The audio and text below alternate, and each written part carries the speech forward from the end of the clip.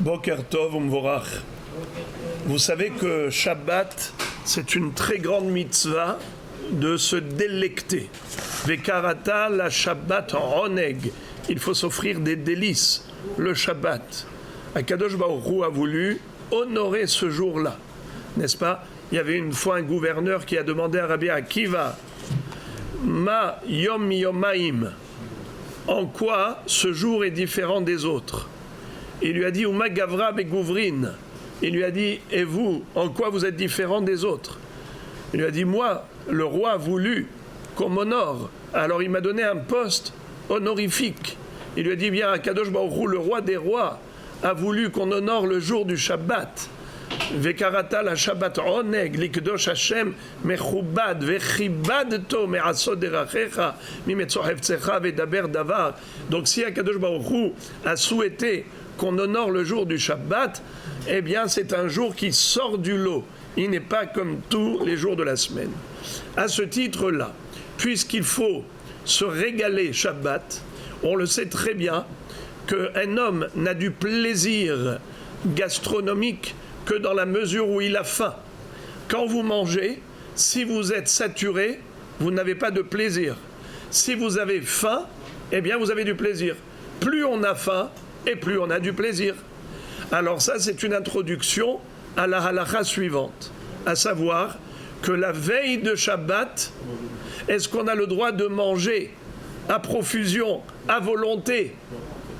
La réponse, on a des restrictions le vendredi. Pourquoi?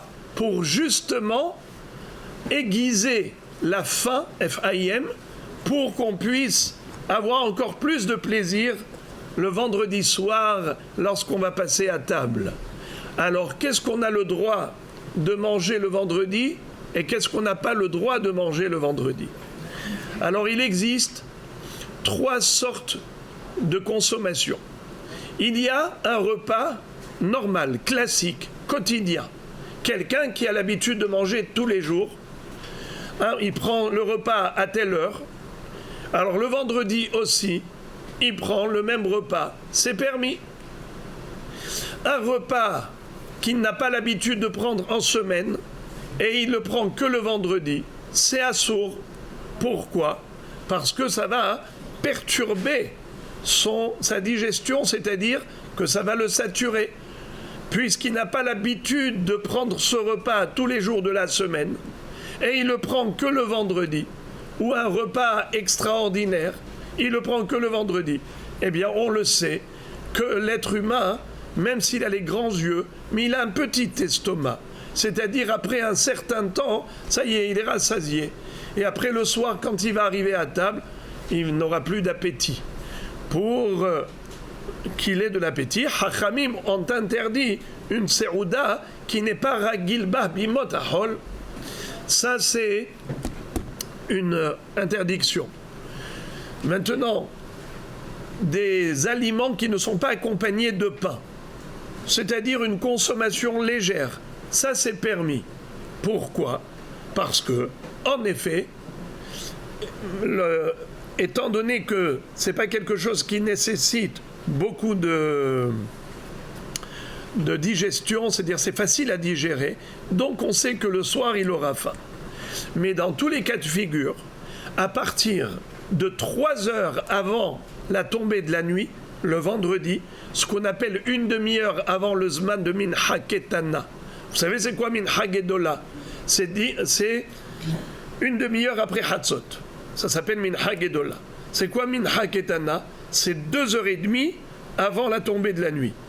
C'est quoi Samour, les Mincha Ketana? Proche de Mincha Ketana, c'est une demi-heure avant le Zman de Mincha Ketana. Si on a dit que Mincha Ketana, c'est 2h30 avant la tombée de la nuit, alors Samour, les Mincha Ketana, c'est combien de temps? C'est 3 heures avant la tombée de la nuit, tu rajoutes une demi-heure. 3 heures avant la tombée de la nuit, à ce moment-là, tu dois t'abstenir, même si c'est une serouda que tu as l'habitude de prendre, mais 3 heures avant la tombée de la nuit, tu ne la prends pas. Même si c'est manger des choses sans pain, c'est juste une consommation légère, Terima. Mais pas que tu te lâches maintenant sur de la viande, du poulet rôti, du riz, du couscous. Tu dis non mais c'est pas du pain. Ouais mais en attendant, tu te gaves le soir, comment tu vas avoir de l'appétit? C'est pour cela que la Gemara nous raconte qu'il y avait malheureusement une famille qui avait fixé une Serouda veille de Shabbat. Et bien malheureusement cette famille a disparu. Ça veut dire que Akadosh Baruch Hu leur a tenu rigueur parce qu'ils ne faisaient pas kavod à Shabbat. Comment ils ne faisaient pas kavod à Shabbat? Eh bien, ils faisaient un très bon repas, spécialement le vendredi avant Shabbat. Ça, c'est pas bien. Il y a beaucoup de gens qui font une kémia, c'est-à-dire la veille du Shabbat, allez, ils se lâchent. Alors c'est vrai qu'il y a ce qu'on appelle Torah Mea Haim Zachu. C'est quoi Torah Mea Haim Zachu? Il faut goûter au plat shabbatique. Pourquoi il faut goûter? Pour voir si c'est bon, s'il manque du sel, s'il manque des épices, s'il faut rajouter quelque chose. Alors on goûte et ça rallonge la vie. Cette dégustation, elle rallonge la vie. Torah Mea Haim Zachu. Parce qu'au contraire, c'est pour faire kavod à Shabbat. Mais si tu as déjà tellement mangé la veille de Shabbat que quand arrive le Shabbat, il n'y a plus envie de manger, alors Chas v'Shalom. C'est justement aller à l'encontre du kavod du Shabbat. Quelqu'un qui sait qu'il a un mariage dans quelques heures, Nahon, il sait qu'il a un mariage. Alors quoi, il va s'asseoir maintenant, faire un méchoui, et faire un, comment on appelle ça, un shawarma, et il va s'asseoir maintenant, faire... Pas du tout. Il sait que bientôt, il va faire un très bon repas, alors il se réserve l'appétit. Voilà Moray Verabotai, le Kvod Shabbat est comme disent Chachamim, que celui qui fait honneur au Shabbat, Akadosh Baruch Hu lui réserve une récompense sans limite. Notnim lo nachala beli metzarim, shene'emar, az tit'annag al Hashem virkavticha al bamotei haaretz, ve'achalticha nachalat Yaakov avicha, ki pi Hashem diber. Shabbat Shalom.